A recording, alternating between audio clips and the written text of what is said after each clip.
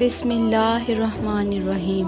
سورہ رحمان قرآن کریم کی ایک خوبصورت اور عظیم سورت ہے جس میں اللہ تعالیٰ نے اپنے بندوں پر جو کرم کیے ہیں اور نعمتیں عطا فرمائی ہیں ان پر شکر ادا کرنے کا حکم دیا ہے۔ ایک ہی آیت فَبِأَيِّ آلَاءِ رَبِّكُمَا تُكَذِّبَانِ